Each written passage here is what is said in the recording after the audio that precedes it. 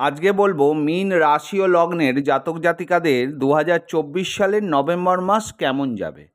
আপনারা যদি আমার চ্যানেলে প্রথম হয়ে থাকেন অতি অবশ্যই চ্যানেলটিকে সাবস্ক্রাইব করে দেবেন আর বেল আইকনটিকে প্রেস করতে ভুলবেন না, কারণ আগামী দিনে মীন রাশি ও লগ্নের জাতক জাতিকাদের জন্য নতুন কোনো ভিডিও ছাড়লে প্রথম নোটিফিকেশানটি আপনার কাছে পৌঁছে যাবে। আর যারা আমার চ্যানেলকে সাবস্ক্রাইব করে নিয়মিত ভিডিও দেখেন তাদেরকে জানাই অসংখ্য অসংখ্য ধন্যবাদ। আসি আসল কথায়। দেখুন, আপনাদের লগ্নে মানে প্রথম হাউসে রাহু বসে আছে আর এর অধিপতি গ্রহ বৃহস্পতি এখন বক্রী অবস্থায় আছে। তাহলে কি হতে পারে আপনাদের শরীর স্বাস্থ্য আর মনের দিক থেকে? কারুর কারুর ক্ষেত্রে শরীর স্বাস্থ্যের অবনতির যোগ দেখা যায়, আবার কারুর কারুর ক্ষেত্রে আপনাদের মন কিন্তু ভারাক্রান্ত থাকতে পারে। মানে বিভিন্ন ধরনের চিন্তা আপনার মনের মধ্যে আসতে পারে এবং মন ভালো নাও থাকে। এবার বলি কর্ম। দেখুন, আপনাদের কর্মের অধিপতিও বৃহস্পতি, তাই যারা কর্ম করছেন তাহলে বৃহস্পতি এখন বক্রী আছেন। যারা কর্ম করছেন, বাড়িতে কর্ম করছেন কি অফিসে কর্ম করছেন কি রাজনৈতিক ক্ষেত্রে কর্ম করছেন, কর্মের জায়গা কিন্তু আপনি সাপোর্ট পাবেন না। কর্মক্ষেত্রে আপনার সাপোর্টেড কেউ থাকবে না বা কারুর সহযোগিতা পাবেন না। যারা অফিসে কাজ করছেন তাদের ঊর্ধ্বতন ব্যক্তিদের সঙ্গে সম্পর্ক ভালো থাকবে না, মনোমালিন্যের যোগ আছে। সহপাঠীদের সাপোর্ট কিন্তু আপনি পাবেন না। বসের সঙ্গেও মনোমালিন্যের যোগ আছে এবং বসের সাপোর্টও কিন্তু আপনি পাবেন না। বা আপনার কর্মক্ষেত্রে পরিবর্তনের যোগ আছে বা আপনার কর্মক্ষেত্র হারিয়ে যাবারও যোগ রয়েছে। আর যারা নতুন চাকরি খুঁজছেন তাদের ক্ষেত্রে বলবো এই সময়টা ভালো নয়, চেষ্টা করুন, পেলেও পেতে পারেন।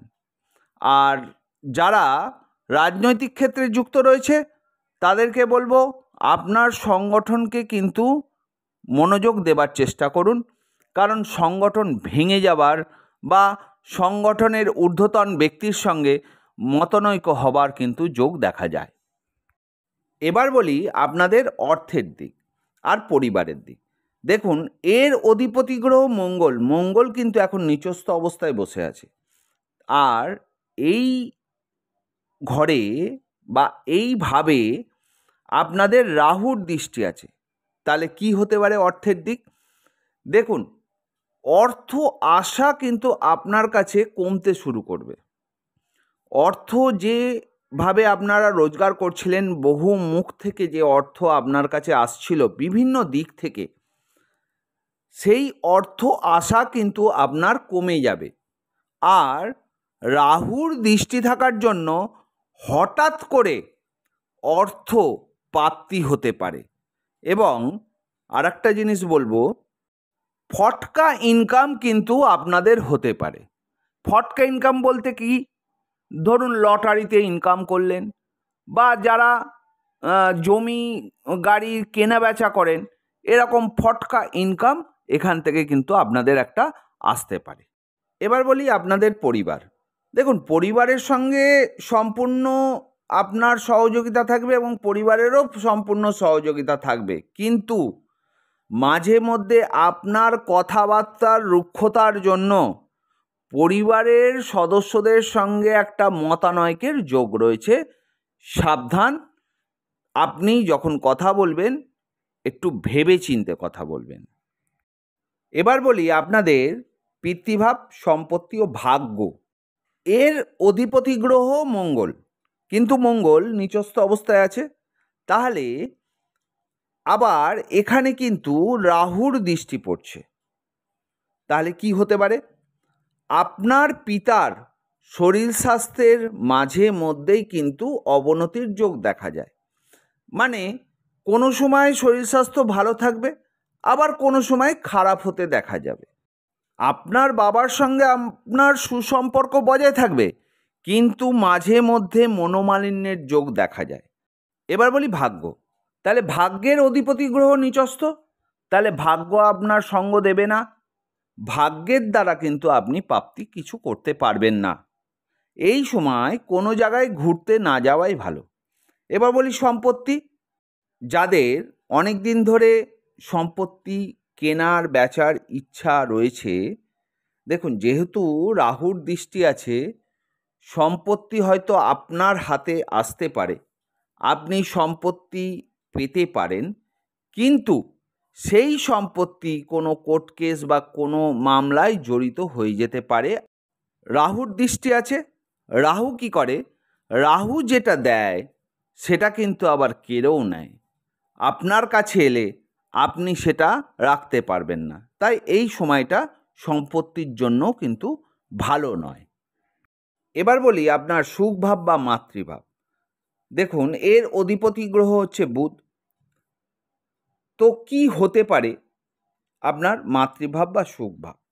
দেখুন মায়ের শরীর স্বাস্থ্য ভালো থাকবে, মায়ের সঙ্গে সুন্দর বন্ডিং থাকবে, মায়ের কাছ থেকে যে সুখ আমরা অনুভূতি করি সেই সুখ কিন্তু আপনাদের প্রাপ্তি হবে।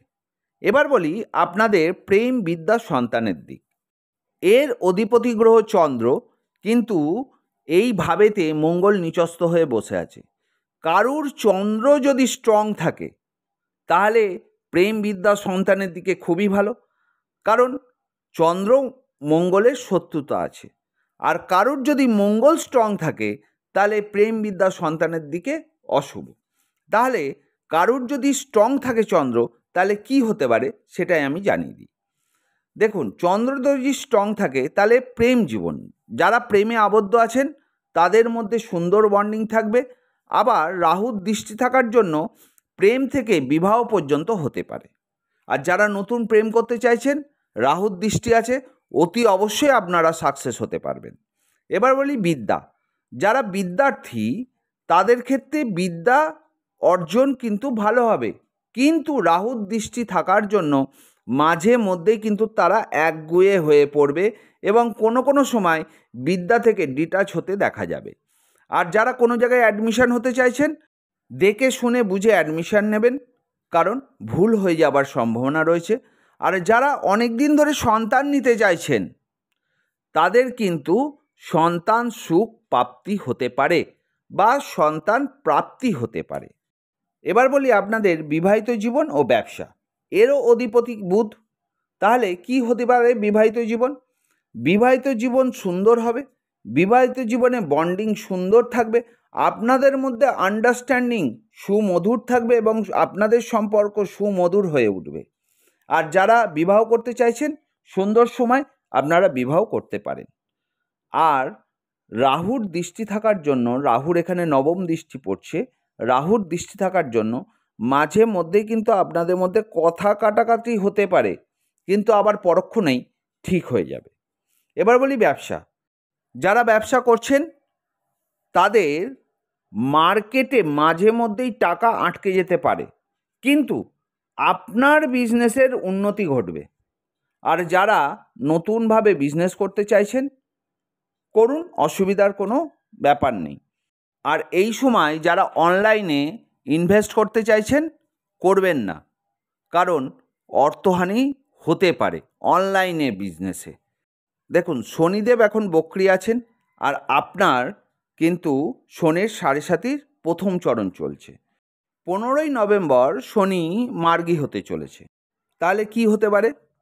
আপনার সম্মান কিন্তু বৃদ্ধি হতে দেখা যেতে পারে, আর আপনার ব্যয় কমতে শুরু করবে। আপনার অযাচিত ব্যয় কমবে এবং আপনার সম্মান বৃদ্ধি পাবে। এই ছিল মীন রাশি ও লগ্নের জাতক জাতিকাদের 2024 সালের নভেম্বর মাসের রাশিফল বা লগ্নফল। ভালো লাগলে অতি অবশ্যই চ্যানেলটিকে সাবস্ক্রাইব করবেন, বেল আইকন প্রেস করতে ভুলবেন না এবং অবশ্যই লাইক করবেন। আর সব শেষে বলি, ভালো থাকবেন, সুস্থ থাকবেন, সাবধানে থাকবেন।